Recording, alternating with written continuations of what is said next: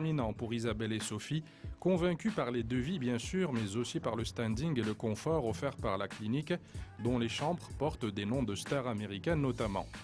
Bien-être, beauté et glamour, tout est fait pour rendre le séjour post-opératoire le moins pénible possible.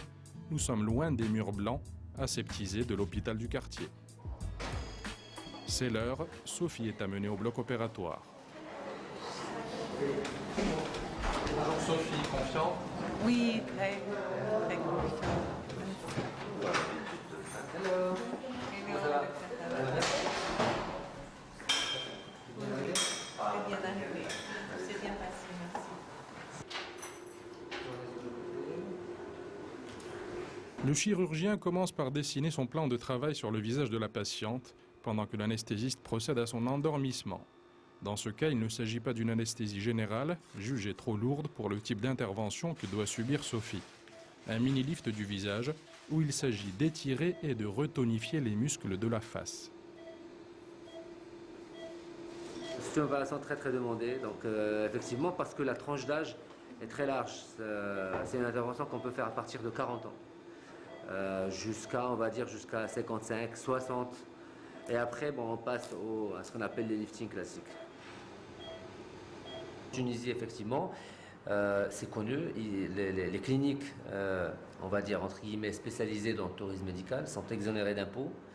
Et c'est ce qui fait un petit peu qu'ils ont pris une longueur d'avance par rapport à nous sur le plan nombre. Bon, peut-être que nous, on se positionne par rapport à la qualité, par rapport à la qualité de service. Je ne pense pas que l'avenir est dans la médecine low cost, comme on le voit ailleurs, parce que c'est un système qui n'est pas viable. Les gens, peut-être au début, ne sont pas très au courant, ne sont pas très conscients du fait que les gens viennent en groupe, où on ne peut pas chartériser la médecine.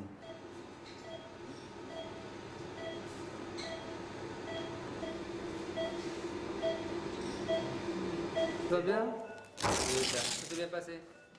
Tu nous fais un petit sourire? Super, t'as pas mal? Alors, bien réveillé? Ouais. En salle de réveil, Sophie émerge doucement de l'anesthésie. 3 médecins sont à son chevet et tout semble normal. Elle peut regagner sa chambre.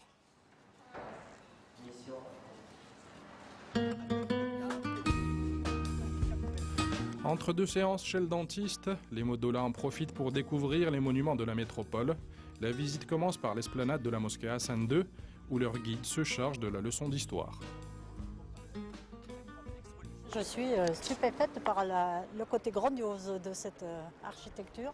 Même si le Maroc nous attire par sa proximité de la mer et sa température, il n'y a pas que ça. Il y a un certain nombre de choses qui jouent bien sûr en sa faveur. C'est le côté culturel que l'on découvre, évidemment un peu plus chaque fois que l'on vient. Vous avez entendu de ce que nous appelons les villes impériales. Les villes impériales sont Rabat, Meknès, Fès, Marrakech. Ce sont des villes considérées comme capitales du royaume du Maroc sous les différentes reines et dans différents siècles. Notre système de santé, qui était le meilleur du monde, notamment en France, est en train de se dégrader, parce que il y a des déficits budgétaires, etc. Qui fait que la population étant de moins en moins remboursée, va se retrouver de plus en plus vers les pays émergents qui sont capables de répondre à une qualité de soins similaire, voire supérieure des fois, à ce que l'on faisait avec un coût moindre. Et en rajoutant l'agréable de la situation géographique, et puis une culture, et puis surtout une convivialité.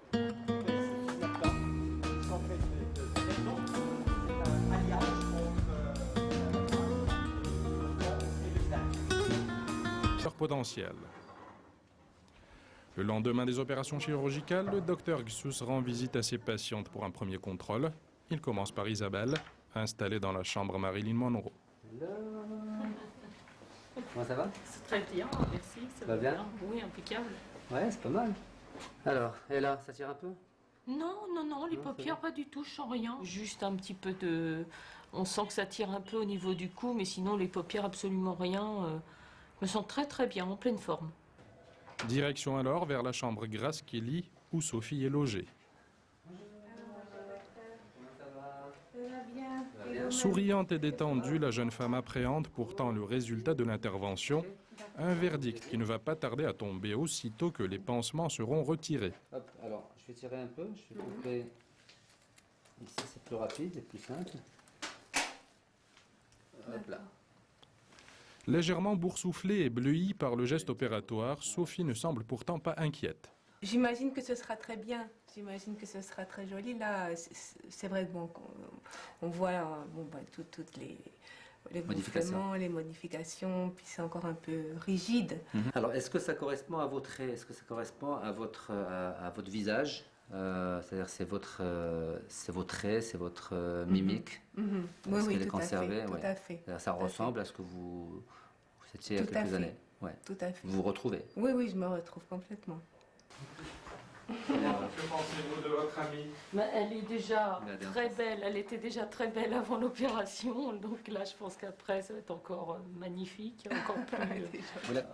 Au-delà du diktat de la beauté imposé par les magazines sur papier glacé, la décision psychologique d'opter pour la chirurgie esthétique permet d'améliorer l'image de soi et de gagner en confiance, selon le praticien. C'est vrai qu'on vit de plus en plus longtemps, on va dire, et de pouvoir garder une certaine fraîcheur extérieure en sachant qu'on la garde très longtemps intérieurement et de plus en plus, on va dire que c'est très agréable, voilà. Ça permet de vivre les années qui restent à vivre en se sentant à la fois bien dans son corps, bien dans sa tête. Autre sensation de bien-être que les deux amis souhaitent vivre tout de suite, un bain de soleil, même si c'est pour quelques secondes seulement. Ça fait du bien, ce temps est extraordinaire. Quand on pense qu'à Paris, il doit avoir froid, il pleut ici. Ça aussi, oui. Ah, c'est magnifique. Ça fait on va du aller bien. faire une belle promenade peut-être tout à l'heure. Oui, hein? oui. C'est vrai que sortir d'une opération et se retrouver dans ce climat, c'est vraiment c'est agréable, un plus aussi. Hein. Oui, c'est un plus. Ah oui. C'est vrai. Appréciant la chaleur du soleil d'hiver, les deux jeunes femmes sont rapidement rappelées à l'ordre par Laure, qui leur demande de regagner leur chambre. Il est encore trop tôt pour s'exposer, les cicatrices sont encore fraîches et les risques superflus ne sont pas tolérés par la direction de la clinique. Voilà, c'est la fin de cette édition. Merci de l'avoir suivi. Vous pouvez revoir cette émission à n'importe quel moment au www.2m.ma ou nous suivre sur Facebook. Rendez-vous le mois prochain. Excellente soirée sur 2M.